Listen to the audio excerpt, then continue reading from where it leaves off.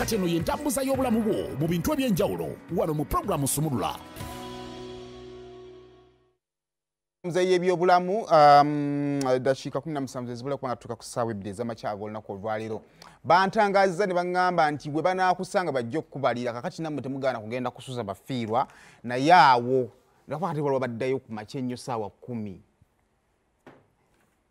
abaddayo ku machenyo sawa 10 avude mulumbe olumbe bantu bana abasange waabwe ekikulu we bakusanze bagenda okubalira so either way Kwa abantu abali mu transit bebagamba bano bandi ku ngendo mpanvu era sibe basinga obungi being nti kati bagimakinze public holiday tewajja kubeerayo basuubuzi bajjera bajja kubalirawo business is not going to be usual again tugenda beera nga bali mu lockdown they've made it a public holiday kikujjisa ebintu ejjumbo birete Kampala okuleka nga byakusanze mu kkubo kati ate rogi Banange Bobitu yenkugamba bebisinga okutwala abantu abangi bakubuza oyina abaana bameko omagula maaso wolingiriza mu lujjirwa loogi nina abaana 5 panga nze ndabo omuntu agenda toyagala no balaba ali munda anti nkuba makafaananyi ogenda okonkona yasuze mu loogi avaayo atuyanye mwedde ko lunaku lumu nnaku ntono nnyo beerako ewantu woba stationed wawalabako ku posti yakakwenza Twajira bawe yali atwalako gaye yali amutwalako oba wa mukyalo bamukubira essimu ng'atuuse Masaka gaye n'akyuse emmotoka yamubulirira Kampala kyona nkubidde mmaze ebbanga naye tuli mukanye meno tamuzaya byabulamu this is program Sumulula waliwo ekintu kyenadde nyawo isonga sinatandika tamuzaya bulamu olunaku olwaleero abantu human beings toilet paper mu toy temala It can't be enough. Whether muinayo amazi oba temuinayo muteeke akadomola nga waliyo amazi. Tubeere bayonjo. Tekiri ku basiraamu bokka toilet paper is never enough. Kati ate ukigwa kwekyo kati ate bana abazinesasulire bapimako bupime. Bayine waliwo ebigundi byemmanye ebibeeramu amazzi senamu amazzi yingira nago. Amazzi go gabeerawo. Ate abakawa katono.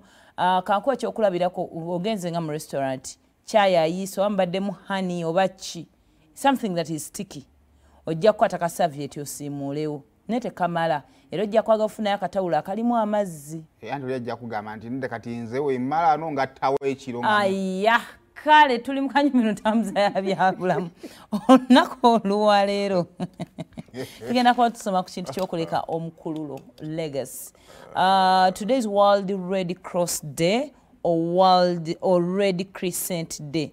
Era nga tujjukira amazaalibwa ga Henry Donat ono nga yazaalibwa ennaku z'omwezi nga 8 omwezi gwali gwa 5 omwaka 1828 eyazaalibwa mu kibuga kya Geneva, Switzerland era n'afa ennaku z'omwezi nga 3 October 1910 mu Hayden, Switzerland. Ono ye founder wa ICRC, the International Committee of the Red Cross.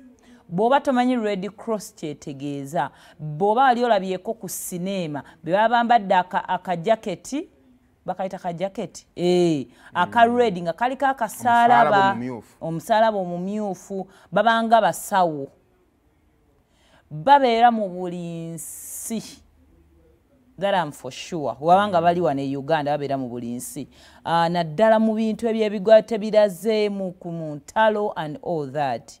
So omukulu oyo itumujjukira olunaku olwaleero ne kituzaayo saawa zino mu ggwanga Uganda mumuwamu obutabanguko ne tula abantu ba Red Cross nga bazze okuyamba yakyafunira muwa okuleka mujjukira olunaku olwaleero ne tugamba Katonda amuwangaaze kye yatandika saa zino myaka yafa mu 1910. We are in this era of 2020 for so many years ago, so many decades ago. Naye tukyaliwo ku lw'obulungi bwe. Kuba aba Red Cross n'abannamawulire be bantu abasinga okubeera protected in all aspects of life singa abeerawo obutabanguko mu ggwanga lyonna. They're considered as doctors, bebayamba, bebakola ki. Ne bwe nali ndaba movie y'ekita bantu mu Rwanda. ekintu ekyasinga obbatiisa ennyo America okutuuka egamba kabajje Red Cross kaba kawaddemu kwabe bana baba bayamba abantu abafunye obuzibu kasita bagamba kati let us pull out Red Cross omanya kati akamwe kaba kaweddemu mugenda kwetirimbula paka kwabe bataasataasa ku bantu so tujjukira omwami oyo era ne kinkomyawo ku kintu ky'okuleka omukululo ffenna tukera ku makya ne tugenda tukola abantu abamu nno kyewuunyisa ojja sanga omuntu nga seemu mujje ku interview mugambe ku masengera ofunawo ssente meka ng'olumu tazimanyi nazimanya bateekayo ku akawunti abantu abamu bazimba legacy gy'obalabako era okugenda okukola baleka mukululo abantu abamu balisetinga pesi kulabirwako ate omukululo gulina okuddamu omukululo tegulina kukoma ku ggwe omukululo kyekintu ky'oyinza okugamba nti hafi lwaki kyekikwagaza amawulire nti nalaba gundi agakola ate bwe yagakola kyavaamu kino na kino na kino nembeera nga ntambulira mu bigere by'eyo omuntu nange hafi bwe mmala nange waliwo ajja otambulira mu bigere ffenna tulina omukululo gwe guno nti nyinza okuba who inspires me mawulire waliwo omuntu ainspiringa naye omuntu ng'aliko abantu abalala abawerako gwegwo omukululo naye nze bwe mba nga natambulira mu bigere bya kaŋŋambe ani kampe ekyokulabirako kaŋŋambe kale nga Patrick Omujuuka nze kyenjanjawulo kyenyinza okukolawo nange omuntu omulala n'atambulira mu mukululo gwange yeyo legacy gy'oyinza ozimba ng'omuntu bwe wali okola omulimu gwo gugokera ku makyokola kyenjawulo kyeki kyokola ekinspiring omuntu omulala balina otugamba oyagala yingira byangoye ebyo nno ogwafuuka mudaala buli omu abaana baala beetegerawo ki ekyenjawulo kyogenda okukolawo kijja kukiri abantu kye baali bamanyi oba ekyayonooneka kuba naye yagutandikawo nti mudaala naye yeyo legacy gye yaleka kyobola nga buli yakiyingira balowooza kyayingiridde so naye yagutimba ekifaananyi ekyo bwe kityo so olunaku olwaleero oyagala leka mukululo oyagala kubeerako ekyenjawulo kyoli in whatever you're doing you're being a wife kikyoyagala okuinspiringa kweno generation every day younger couples break up kikyoyagala okuinspiringa what do we want to see nti omukyala asobola ofumbirwa n'abeerayo ndaba nnyo abaana basinga nga beegomba celebrity couples like ey'Abakyagulanyi ey'Abasali bo babaddewo batya because ekisinga otuba ku mimwa bannanga abayimbi tebafumbirwa abayimbi tebawasa tekisobola it can't work out naye kati omwana w'Abakyagulanyi omukulu wa myaka emeka babaddewo it is a celebrity couple ow'Abasali alina emyaka emeka ow'Abalutaaya alina emyaka emeka bawangadde batya so bo bayinza okuba olumu tebakikola nti baagala babeere even by inspiring a generation olumu nakyo kibagwamu bugwi nti mpangadde this much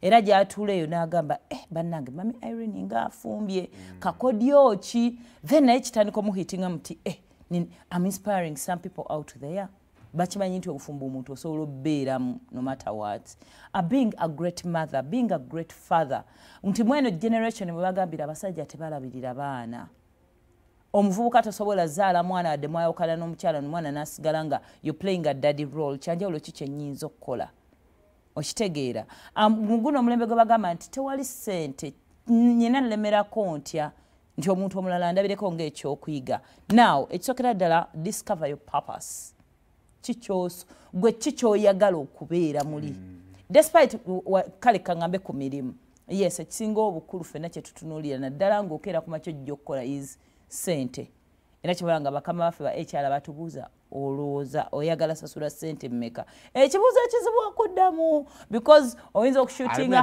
haya bakibuuza batandika ebiseera ebisinga bw'ogendako abantu nga bakulaba obikozeekozeemu bakiyinza obba ekizibu okukweŋŋanga batandika ggwe nga oli junior gweweegodda oyogera 3 anti olina gwawulira gubawe 15 noyagala oyongezeemu bambi 3 n'olyoka weeteeba ng'abadde baagala kuwa kakadde batera bambi okwongeramu kalawo n'akuwaana webala nga weeteebye 3 n'agazeeyo ng'obadde wa 7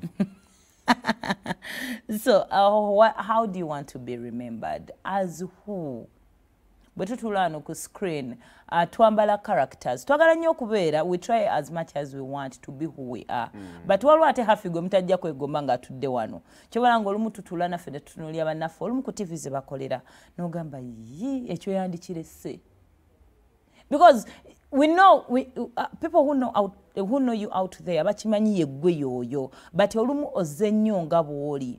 We have people to inspire. We have a generation that looks up to us. Naye bw'ojja nnyo nga bw'oli oyambadde nnyo obuntu bw'otwambala eyo ebigambo ofulumya nga w'obyagala olumu tuba tulaba toyina purpose. How do you want to be remembered? Olw'ebigambo bye wafulumyanga. That's why some of us tuyinza okuba ebigambo bye tubimanyi tumanyi n'obyogera tumanyi how to use them. Era nsobola okusisinkana n'onwa ne tubiwanyisiganya but sigenda kudda ku screen kubanga gwe gy'oli osobola obbiyisaawo nze ne mbiyisaawo.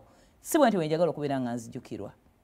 Yeah, tukuze. Saa zino I know very well how my mom got me.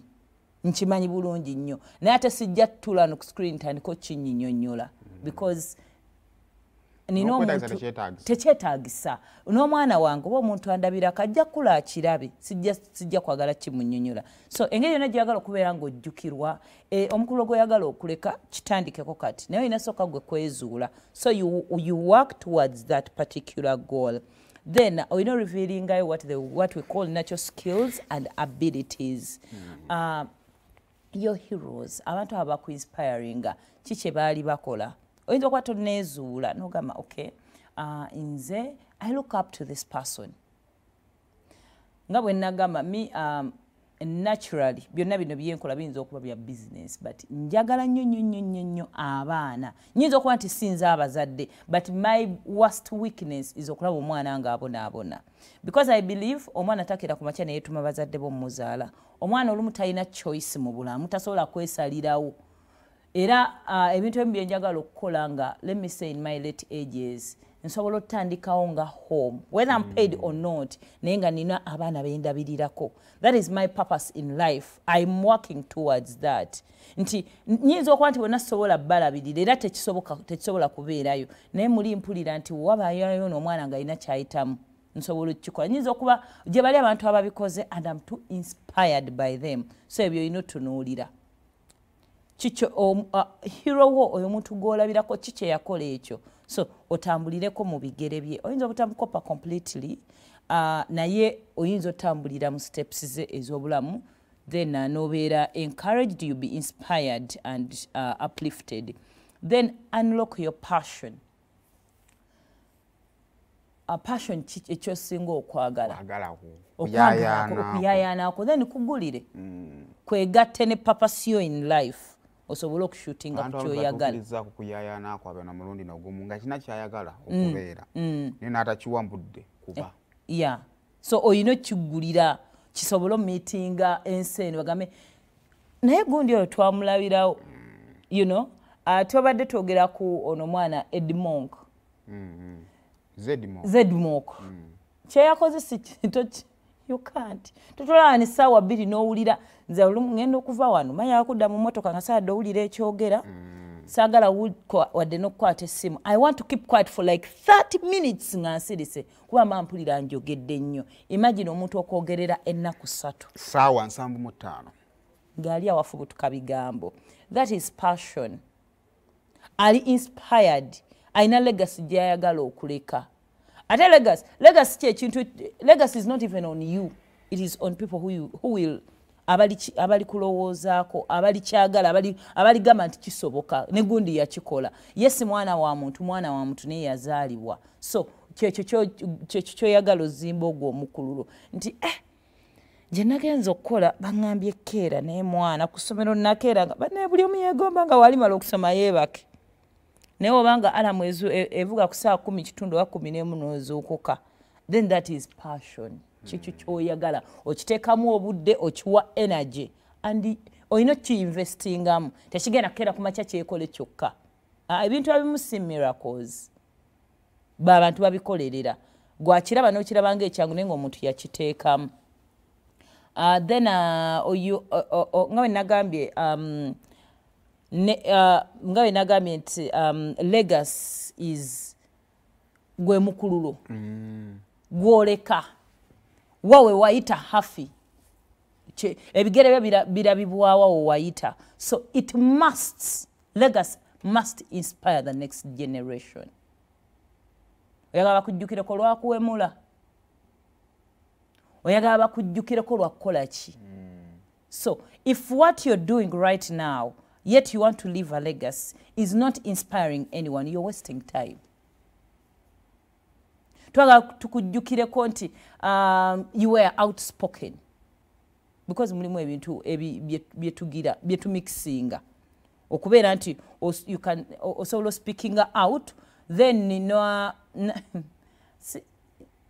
omuntu ali bold okwogera ebintu ebyetandiyogeddebbwa mu bantu. Olumba lowooza nti they're outspoken. They are not.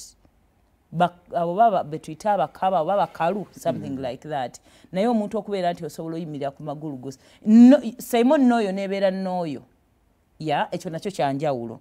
So, ekyo kyenjogerako nti you must, omuntu alina okukulabirako, omuntu alina okwegomba, kyanaakola ne kyataakole. Zed Monk kyakola so akikola. I believe I cannot do it personally. Nze ngenda ne mbagamba tutera okujja ne tugamba gundi naye akayimba ko tekanyumye ddala. Can you put up lyrics? Osogena mu studio no. Osogena mu studio. Ate muntu ne baba babikuwandiikidde. Osobola owandiika oluyimba. Oba osobola okukwata olwo bakuwandiikidde nga tunagenda na mu studio. Osobola ddala osobola okubaako kyokola. Naye omuntu oyo, omuntu gwe beegomba, abantu ne boogera ebigambo. Nalaba n'okufa kwa omugenzi Katolu Bwama nga sibuusizza maaso abe Kibuuka. Benon Kibuuka. Nalaba okufa nga abaana nga boogera. Abali mu movie industry yankwatako yakola bwati nze namulabirako nze singa Katolu Bwama masinga siki abantu baleka emikululo. Maybe Uganda tenaba wa chance as a country okubeera nga gundi yaabwe jjukirwa, but from mitima tukimanyi kye baatukolera era balina chance okubyogerako babyogerako. So that is what we speak as legacy. Then also give back. Okugiving back, it might not be owaddeyo charity. Kiyinza okuba sharing your knowledge. Toyina kubeera selfish. Kiyinza okuba sharing your time. Ono mwami gwe yagala ennyo ya director waba Florence. Time yokayoka gyawa abaana abo ba training. He can do better things in that time. Yeah, naye okuba training ne bagamba mwami gundi ya training. So, omukululo gulimu ebintu bingi nnyo byosobola. Oyinza okuba gwe ng'akikola ssaawa zino tokimanyi n'ebingi nnyo. So, ssaawa zino kyonna kyagala okujjukirirako enkya kitandike kati.